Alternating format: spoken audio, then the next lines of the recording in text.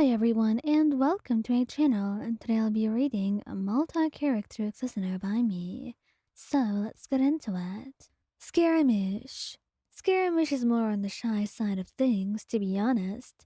He doesn't know how to deal with this, his feelings and how overwhelming they could be. The fact that maybe he didn't just want to love you, at least not in the way that he was doing, but he wanted to do many things. He didn't want to just feel it inside and keep it inside of him. He wanted to show it to you, to be with you, to love you, in every single sense of the word, and not whatever he was doing. He needed you, and needed to show you his love. That's what he felt, and that's what he wanted to do, more than anything else in the world. But it was still challenging, something he didn't know how to deal with, to be honest. Being affectionate, saying words that were nice and not just mean remarks. It was difficult for him, and something that he was going to have to work on, actively, for it to be able to come with ease later on. But it was fine, because he was willing. He wanted to try for you, wanted to be a better person, for your sake, and yours alone.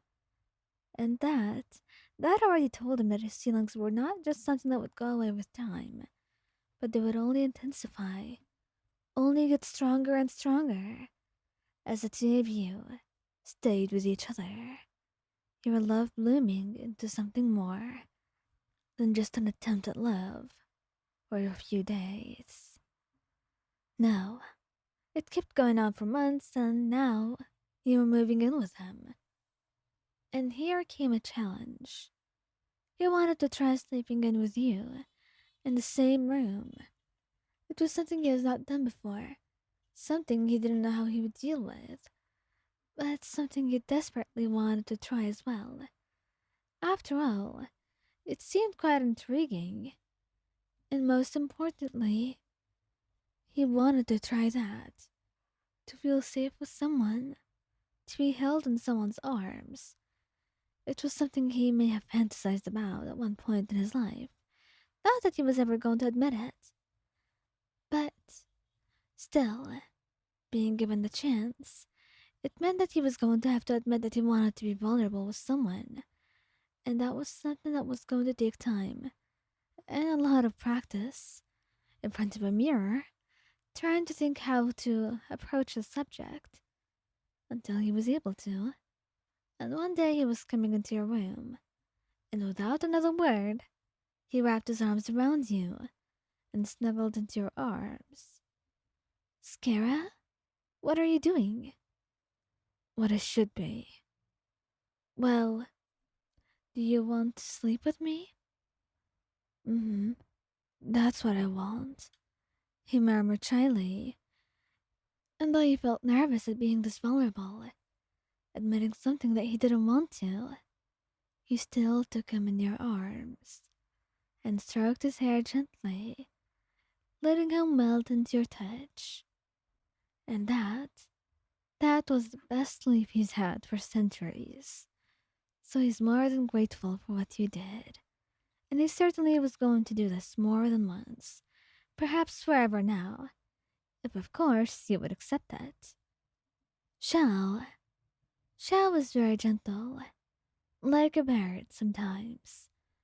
The moments between the two of you were fleeting, and perhaps they didn't last long, but there were lots of them. And though he stayed quiet for the most part, his eyes said everything he needed to.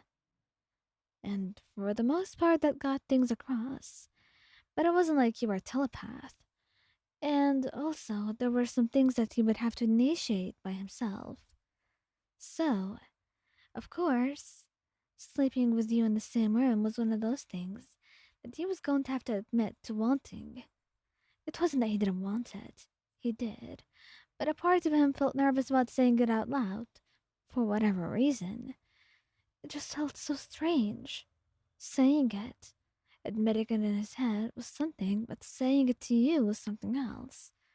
And it took a couple of just some talking to himself in his own mind, walking himself through the process that he was going to have to do this until he accepted it and decided that maybe it wasn't all bad. After all, he was certainly getting something that was worth it in the end, and that is sleeping right next to you, as he's always dreamt about. Believe it or not, he's wanted this for quite a long time, though he's always hesitated to say it. But now, given the chance, he felt like he had to say it, and perhaps it would also show you something that he appreciated your company, that he wanted to be with you, and he was not as stoic as he seemed on the outside. Most people assumed he never cared, but it was always different. He did not care. He cared about you, and a lot of it could not be said or described through words. He had difficulty with that part too, but his emotions were there, real and true. So, when he had pitched it for a little bit, during dinner, he had asked him what was going on through his mind, and shyly, he whispered, Mayan, could I join you in your own room tonight? I I want to try sleeping with you in the same bed, he said, blushing. But you were delighted at that, and though it surprised him how enthusiastic you were, he was happy with it, even smiling back shyly at you. And later that night, you took him into your arms and into your room.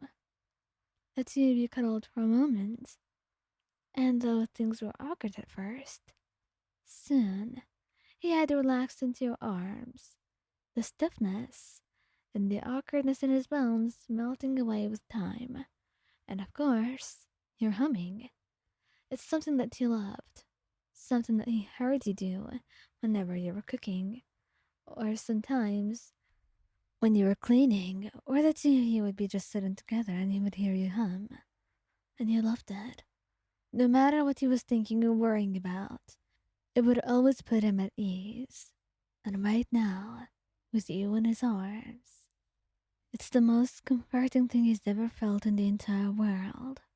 And he realizes that getting over the obstacle that was asking you to be in the same room as him, it was well worth it in the end. And he does not regret it, not one bit.